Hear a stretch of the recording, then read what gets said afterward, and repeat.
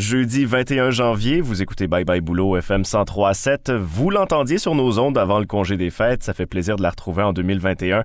On a avec nous l'agronome, coach et autrice du manuel du bonheur en agriculture. Bonjour Nathalie Tanguay. Bonjour Louis-Philippe. Alors, on commence l'année sur une note rétrospective. On discute aujourd'hui des choses que l'on regrette au moment de notre mort. Qu'est-ce qu'on peut regretter exactement? En fait, avant d'embarquer sur qu'est-ce qu'on peut regretter, je veux juste faire une petite parenthèse que ça vient d'une infirmière australienne qui a étudié les gens en fin de vie, dans le fond, qui a passé du temps avec les gens en fin de vie, les quelques semaines avant leur décès, puis qui a écrit un livre sur les 5 regrets des personnes en fin de vie. Et c'est comme ça que c'est en accompagnant ces gens-là qu'elle a identifié c'est quoi ces choses-là que les gens regrettent avant leur mort. Donc, il y a ces 5 choses-là, il y a ne pas avoir gardé le contact avec nos vieux amis, avoir trop travaillé, ne pas avoir vécu une vie à notre image, ne pas avoir dit nos vrais sentiments, et la 5e, ne pas avoir compris que le bonheur est un choix que nous faisons à chaque jour. Et ça, ce sont des choses, vous venez de le dire, donc c'est des choses qu'on peut se rendre compte avant le moment de notre mort et comme prendre des décisions justement qui nous mènent à épanouir sur ces sujets-là. Alors, sachant ça, comment est-ce qu'on peut se diriger là-dessus à tous les jours sans obséder, bien évidemment?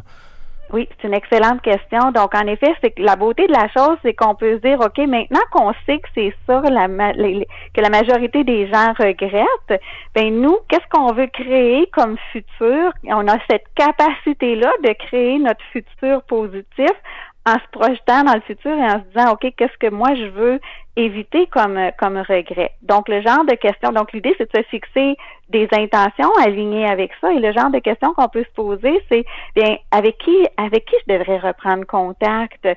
Comment je peux mieux organiser mon temps si je travaille vraiment trop? Est-ce que je vis une vie qui est à mon image ou j'ai plutôt tendance à vivre ce que je ressens que les autres veulent de moi? Est-ce que je partage vraiment mes vrais sentiments ou je garde mes émotions, mes sentiments pour moi? Puis une autre question qu'on peut se poser, c'est bien, est-ce que je parviens à trouver du bonheur au jour le jour et ça malgré les difficultés ou même parfois c'est que notre vie va bien puis malgré tout on a le sentiment de pas trouver du bonheur. Donc est-ce que c'est mon cas? Donc ça c'est le genre de questions qu'on peut se poser pour se fixer des intentions. Et nous, on parle bien évidemment de bonheur en agriculture. Pour les agriculteurs, comment est-ce qu'on peut répondre à ces questions-là? Oui, bien dans le fond, mes réponses vont être bonnes aussi pour les gens qui sont pas en agriculture, mais j'essaie toujours d'avoir une twist un petit peu plus alignée sur les gens en agriculture, bien entendu. Mais par exemple, si j'ai pas gardé contact avec certaines personnes, mais je peux me dire, OK, avec qui j'aimerais reprendre contact? Est-ce que c'est un ami d'enfance? Est-ce que c'est un cousin, une cousine, un oncle de qui j'ai perdu de vue? Ensuite, par exemple, en agriculture, on travaille vraiment beaucoup. Donc, si on se rend compte que peut-être qu'on a un déséquilibre à ce niveau-là, au niveau du travail, bien, est-ce que je devrais engager une personne, une ressource supplémentaire à qui je vais pouvoir déléguer des tâches pour moins travailler et donc éviter ce regret-là plus tard lors de ma fin de vie? Est-ce que si je me rends compte que je vis pas une vie qui est à mon image, mais plutôt pour plaire à d'autres, ben est-ce que qu'est-ce que je pourrais faire pour me donner la permission de prendre du temps pour faire des choses qui me font vraiment du bien à moi, qui sont vraiment alignées avec mes valeurs à moi, avec mes forces à moi. Donc, qu'est-ce que je pourrais intégrer dans mon travail pour être alignée sur mes forces?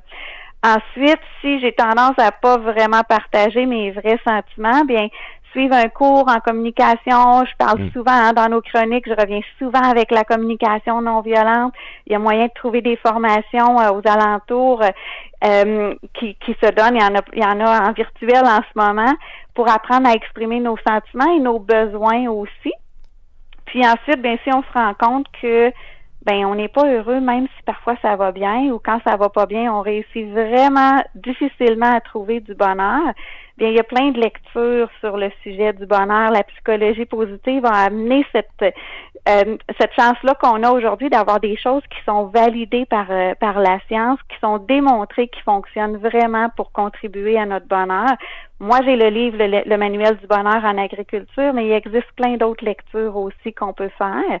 puis bien entendu, bien intégrer dans notre vie là, des choses qui nous font vivre des émotions positives, qui nous font vivre un sentiment d'accomplissement pour cultiver ce bonheur-là. En bref, une fois qu'on connaît ces choses-là à changer, c'est de ne pas attendre le moment parfait pour faire quelque chose, pour amener un changement à notre manière de faire. Là. Exactement, tout à fait. Dès maintenant, on peut créer ce futur positif. Nathalie Tanguay, c'est un plaisir de commencer 2021 ensemble. Tout le plaisir est pour moi aussi. Merci. Merci, Louis-Philippe. La coach agronome et autrice du manuel du bonheur en agriculture, vous l'avez entendu. On s'est parlé en masse de psychologie positive en 2020. Et d'ailleurs, si vous avez manqué ça, c'est disponible au radio-acton.com dans l'onglet Bye Bye.